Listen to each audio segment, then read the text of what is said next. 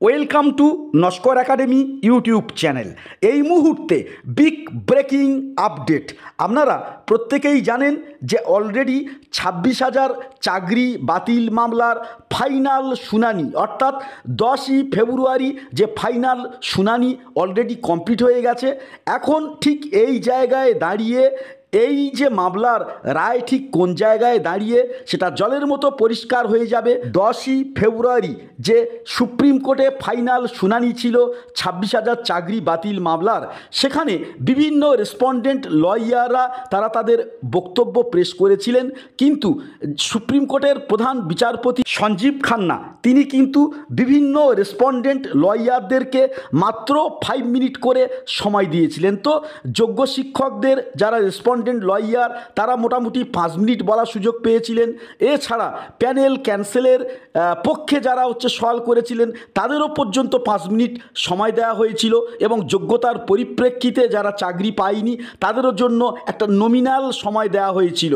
ঠিক এই জায়গায় থেকে দাঁড়িয়ে এসএসসির যিনি আইনজীবী ছিলেন বা যারা আইনজীবী ছিলেন তারা কিন্তু 5 মিনিটের মধ্যে সমস্ত বক্তব্য তারা পেশ করতে পারেননি, এবং তাদের বিরুদ্ধে ইতিপূর্বে হাইকোর্টের সিঙ্গেল বেঞ্চ, ডিভিশন বেঞ্চে বিভিন্ন যে অভিযোগ উঠেছিল সেই অভিযোগগুলো তারা খণ্ডাতে পারেননি। তারা ঠিক এই জায়গায় থেকে দাঁড়িয়ে তারা কিন্তু একটা পৃথক সাবমিশন সুপ্রিম কোর্টে জমা করেছিলেন। তো এটা আপনারা প্রত্যেকেই জানেন। তো কি ডকুমেন্ট সাবমিট করেছেন এবং সেই সাবমিটের যে মূল যে পয়েন্টগুলো উঠে এসছে, এই যে সাবমিশন, সেই সাবমিশনের টোটাল 29টি পয়েন্ট আছে। তবে যে মেন যে পয়েন্টগুলো এখানে অত্যন্ত গুরুত্বপূর্ণ সেই পয়েন্টগুলো আমি তুলে ধরার চেষ্টা করছি। পয়েন্ট 2 এখানে উঠে এসছে যে মূল যে বিষয় বলা হচ্ছে, এসএসসি হাইকোর্টের প্রসঙ্গ তুলে বলেছে যে এসএসসি বরাবরই হাইকোর্টকে কোঅপারেট করতে চেয়েছিল। তার রেফারেন্স হিসাবে তারা 4টে এফিডেভিটের কথা বলেছে, এবং এটাও বলেছে যে ফাইনাল জাজমেন্টের সময় এই 4টি এফিডেভিটের কোনোটাতেই কনসিডার করা হয়নি, এড়িয়ে যাওয়া হয়েছে হাইকোর্টের তরফ থেকে। পয়েন্ট 3 এখানে স্পষ্টভাবে বলা হচ্ছে হাইকোর্টে এসএসসির তরফ থেকে বলা হয়েছিল স্যাগ্রিগেশন পসিবল, এবং টেন্টেড এবং আনটেন্টেডদেরকে আলাদা করা পসিবল, অর্থাৎ যোগ্য এবং অযোগ্যদের বিভাজন করা সম্ভব। তাই জাজমেন্টের সময় যেটা বলা হয়েছিল যে কমিশন সঠিক তথ্য দেয়নি, সেটা কিন্তু ঠিক নয়। পয়েন্ট 4-এ যেটা বলা হয়েছে অত্যন্ত গুরুত্বপূর্ণ, 4,091 জন অযোগ্য ক্যান্ডিডেটের একটা স্ট্যাটিস্টিক্যাল ডাটা দেওয়া হয়েছে, এবং সেখানে 4,091 সংখ্যাটা কিভাবে এলো তার এক্সপ্লানেশন দেওয়া আছে। এটা কিন্তু প্যারা 4 বা পয়েন্ট 4-এ কিন্তু বলা হচ্ছে। পয়েন্ট 6 এটা অত্যন্ত তাৎপর্যপূর্ণ। নাইজা এর সঙ্গে ক্লোজ ডোর টেন্ডার কেন হয়েছিল তার একটা এক্সপ্লেনেশন দেওয়া আছে। সেখানে এক্সামের সিকিউরিটি এবং এক্সামের কনফিডেন্সিয়ালিটির স্বার্থে ক্লোজড টেন্ডার করানো হয়েছে এ কথা বলা হয়েছে।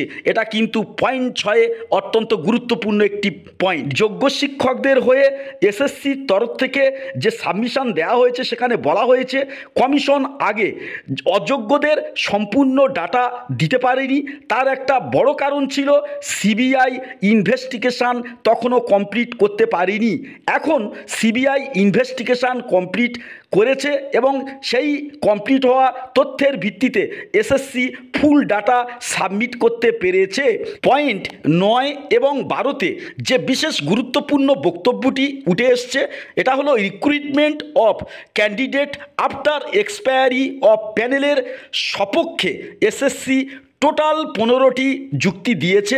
সেখানে থার্ড ফেজ থেকে শুরু করে পরবর্তী প্রত্যেকটা ফেজের কাউন্সিলিংয়ের জাস্টিফিকেশান দেওয়া আছে, including the counselling directed by court order. অবশেষে 15 নম্বর কলামে এখানে এসএসসি ক্লিয়ারলি ক্ল্যারিফাই করেছে the commission has clearly identified the pupil within the appointed candidate who are tainted.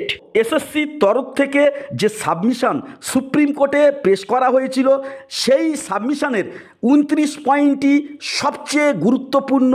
এই যতগুলি পয়েন্ট আছে এখানে বলা হয়েছে যে 2016 সালের পর আর কিন্তু পশ্চিমবঙ্গ সরকার বিভিন্ন কারণে রিক্রুটমেন্ট করতে পারেনি বিভিন্ন সরকার পোষিত স্কুলগুলিতে, ফলে শিক্ষক এবং অশিক্ষক কর্মচারীদের জায়গায় বড় একটা শূন্যপদ তৈরি হয়েছে। ঠিক এই জায়গায় থেকে দাঁড়িয়ে যদি স্যাগ্রিগেশন না করে পুরো প্যানেলটা যদি ক্যান্সেল করা হয়, তাহলে স্কুল এবং শিক্ষা ব্যবস্থা একেবারে ধসে পড়বে। অর্থাৎ এই পয়েন্ট থেকে জলের মতো পরিষ্কার করতে চেয়েছে এসএসসি যে মহামান্য সুপ্রিম কোর্ট যাতে এই যোগ্য অযোগ্যদের স্যাগ্রিগেশন করে যোগ্যদেরকে স্কুলে পুনর্বহাল করে শিক্ষার প্রবাহমান ধারাকে যাতে অটুট রাখে। তো আমি পুরো এই যে সাবমিশনটা জলের মতো পরিষ্কার করে দিয়েছি।